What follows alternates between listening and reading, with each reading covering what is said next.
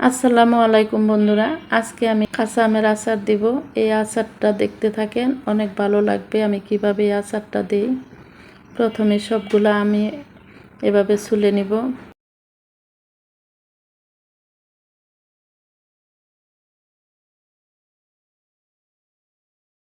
আম ছোলা হয়ে গেছে, এখন আমি পাতলা পাতলা করে আমগুলা কেটে নিচ্ছি।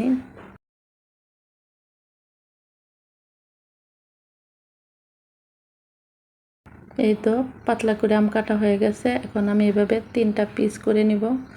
এরপর আমি ছোট ছোট কিউব করে কেটে নিচ্ছি। এই আচারটা একদম অন্যরকমভাবে, ঝামেলা ছাড়া। যারা চুলায় ঝামেলা মনে করেন তাদের জন্য সহজ পদ্ধতিতে এই আচার দেওয়া।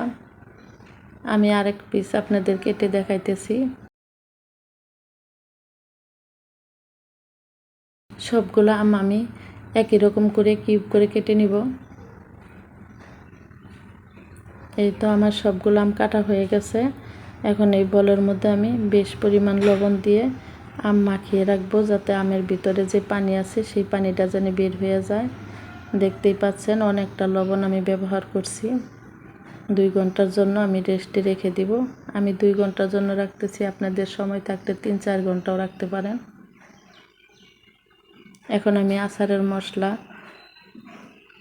সবগুলো গুঁড়া করে নিচ্ছি। যতগুলো মশলা আছে সবগুলো মশলা আমি হালকা ভেজে গুঁড়া করে নিব। 2 ঘন্টা পর ফিরে আসছি। দেখতেই পাচ্ছেন আমগুলো অনেকটা নরম হয়ে পানি বের হয়ে গেছে। এখন ভালো সুতি একটা কাপড়ের মধ্যে নিয়ে আম চিপে আমের ভিতরে যে পানি আছে সবটুকু পানি বের করে দিব, যাতে এক ফোঁটা পানিও আমের মধ্যে না থাকে। এই তো অনেকটা পানি বের হয়ে গেছে। এখন একটা বলের মধ্যে নিয়ে নিলাম। আমের মধ্যে পানি থাকলে আচার ভালো হয় না, আচার ভুলা পড়ে যায়। এই তো সবটুকু আম আমার এভাবে চিপে নেওয়া হয়ে গেছে, একটু পানিও নাই। এখন আমি আমের সাথে সবগুলো মশলা ব্যবহার করব। প্রথমে আদা বাটা দিয়ে দিচ্ছি। আদা, রসুন, সরিষা আমি কিন্তু পানি ব্যবহার করি নাই, ভিনেগার দিয়ে বেটে নিচ্ছি। সরিষা বাটা দিয়ে দিলাম। এখন হালকা একটু চামচ দিয়ে নাড়াচাড়া দিয়ে মিশিয়ে নিচ্ছি। এর মধ্যে আমি পাঁচফোড়নের গুঁড়া দিয়ে দিচ্ছি,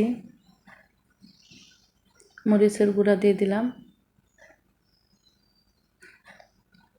লবণ আমি এখনই ব্যবহার করব না, পরে দিব।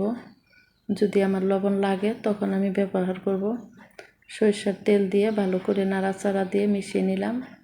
ভিনেগার দিয়ে দিচ্ছি। এই আচার যতটুকু, আর একটু সরিষার তেল দিয়ে দিচ্ছি। অনেকক্ষণ পর্যন্ত সময় নিয়ে আচারটা চামচ দিয়ে ভালো করে নাড়াচাড়া দিয়ে আমের সাথে মিশিয়ে দিলাম। আমি একটু খেয়ে টেস্ট করে দেখলাম আর একটু লবণ লাগবে, সেজন্য আরেক চামচ লবণ দিয়ে দিচ্ছি।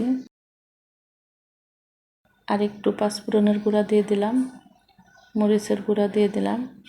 এই আচারটা হচ্ছে গিয়া লবণ ঝাল টক হলে বেশি ভালো লাগে খেতে। আমার পরিবারের সবাই এই আচারটা সব আচারের থেকে বেশি পছন্দ করে। এই আচারটা একদম ঝামেলা ছাড়া। যারা আচার দিতে ঝামেলা মনে করেন তাদের জন্য সহজ পদ্ধতিতে এই আচার দেওয়া, কিন্তু খেতে অনেক ভালো লাগে। আর একটু ভিনেগার দিয়ে দিছি। এখন অনেকক্ষণ সময় পর্যন্ত আচারগুলো ভালো করে মাখিয়ে নিব, যাতে আমের ভিতরে মশলা ঢুকে। আমার মাখানো হয়ে গেছে, এখন আমি একটা বয়মের মধ্যে ভরে নিচ্ছি। একবার এই আচারটা আপনারা বানিয়ে খেয়ে দেখবেন কতটা ভালো লাগে। যদি ভালো লাগে প্লিজ বন্ধুরা আমার এই চ্যানেলে একটা সাবস্ক্রাইব করে দিন, আর কমেন্ট করে জানাবেন আচার আমার কেমন হলো। আমি সরিষার তেল দিয়ে দিলাম আরও। সব কিছু এই আচারের মধ্যে কাঁচা ব্যবহার করছি, চুলার মধ্যে কোনো জিনিস দেই নাই। আপনারা চাইলে এই আচার ঘরে এভাবে রেখে খেতে পারেন, আর না হলে রৌদ্র দিতে পারেন। এই আচারটা একদম 6 মাস পর্যন্ত টাটকা আমের ঘ্রাণ থাকবে, আর এই আচার নষ্ট হবে না। দেখতেই পাচ্ছেন কতটা সুন্দর হয়েছে কাঁচা আমের আচার। যেভাবে বানাইছি সেইভাবে থাকবে 6 মাস পর্যন্ত। আচারের কালারও কোনো নষ্ট হবে না। আপনারা বাসায় এইভাবে বানিয়ে খেয়ে দেখবেন, অনেক ভালো লাগবে।